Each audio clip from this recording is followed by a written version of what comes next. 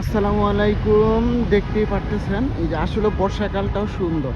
বাংলাদেশে প্রত্যেকটা ঋতু এক এক সময় এক একটা সৌন্দর্য নিয়ে ধরা দেয়। যেমন এটা ধরেন বর্ষাকালে আমাদের তুরাগ নদী, যেটা ঢাকার পাশেই, তো একদম ঢাকার পাশেই পড়ছে টঙ্গীতে তুরাগ নদীটা। এটা কিন্তু বর্ষাকালে অনেক সুন্দর ছিল। আর এই যে সরকার যে ওয়াকওয়েগুলো নির্মাণ করতেছে নদীর পাড় দিয়ে, এটা কিন্তু বর্তমানে কাজ শেষের দিকে। তো বর্ষাকালে সৌন্দর্যটা আসলে অনেক সুন্দর। এখানে পানি কিন্তু ভরপুর থাকে, নদীর পানি পরিষ্কার থাকে।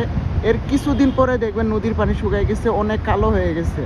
হ্যাঁ, এটা হচ্ছে ঢাকা আশুলিয়া, যেটা আশুলিয়া বাইপাসের যে এলিভেটেড এক্সপ্রেসে ওইটার কাজ চলমান। হ্যাঁ, এটার পাশেই কিন্তু আমাদের এই তুরাগ নদীটা। তুরাগ নদীর সৌন্দর্য আসলে কি বলে বিশ্বাস করব, বোঝা যায় না। বাংলাদেশে প্রত্যেকটা ঋতুরই আলাদা একটা সৌন্দর্য আছে, যেটা আমরা বাঙালি না হলে বুঝতাম না, অন্য কোনো কান্ট্রির মানুষরা এটা বুঝবে না।